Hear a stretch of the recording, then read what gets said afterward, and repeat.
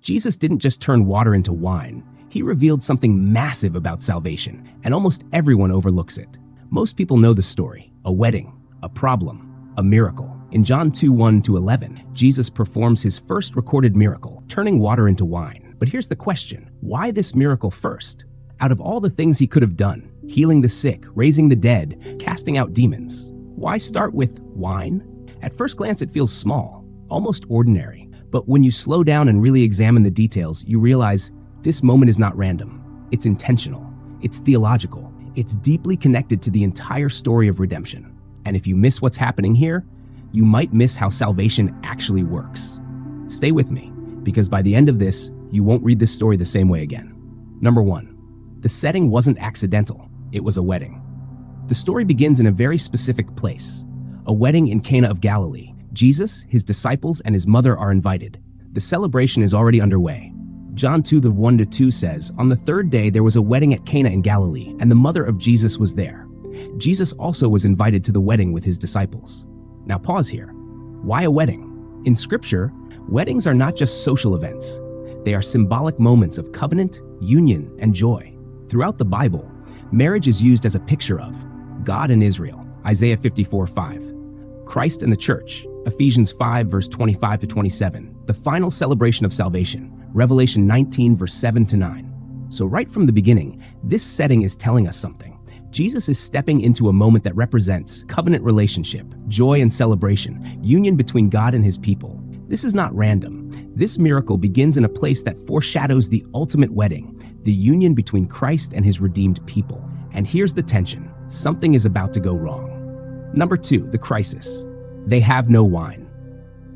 In the middle of the celebration, a problem arises.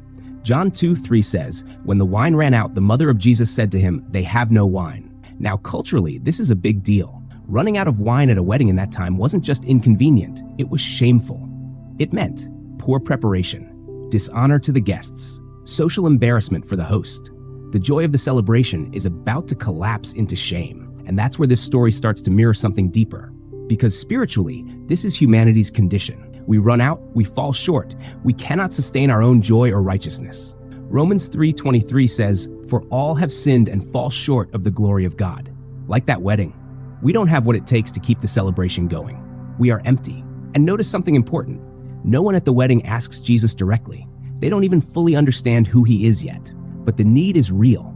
And this is where grace begins, not with human initiative, but with divine intervention. Number 3, Jesus' response. "My hour has not yet come." Mary brings the problem to Jesus, and he responds. John chapter 2:4. "Woman, what does this have to do with me? My hour has not yet come." At first, that might sound harsh, but Jesus is not being disrespectful. He's being precise. He's pointing to something bigger, his hour. In the Gospel of John, the hour always refers to his crucifixion, his suffering, his glorification. Examples: John 7:30, his hour had not yet come. John 12:23, the hour has come for the Son of Man to be glorified. So when Jesus says this here, he's signaling this moment is connected to the cross. That means even this small miracle is tied to the ultimate mission of Christ. Nothing he does is disconnected from redemption. And here's what's powerful. Even though his hour hasn't come yet, he still acts, because this miracle is not the fulfillment of his mission, it's a preview of it. If this is opening your eyes even a little, don't just keep it to yourself. Like this video, comment, "Lord, let me see your miracle today." Share this with someone who needs to see Christ more clearly. And if you want more content like this, subscribe to BibleFix. We break down scripture in a way that actually makes sense. Number 4, the 6 stone jars. This detail changes everything. Now we get to one of the most overlooked details in the entire story. John 2:6 says, "Now there were 6 stone water jars there for the Jewish rites of purification, each holding 20 or 30 gallons. This is not random information. These jars were used for ceremonial washing. According to Jewish law, people had to wash to be considered clean. This was part of religious purification rituals. It symbolized external cleansing. So these jars represent the old system, the law, ritual purity. And notice, there are 6 jars. In biblical symbolism, the number 6 often represents incompleteness or human effort. Man was created on the 6th day, Genesis 1:31. So what we're seeing is a system of purification rooted in human effort. That is incomplete. And what does Jesus do? He fills these jars not with more water, but transforms what's inside them.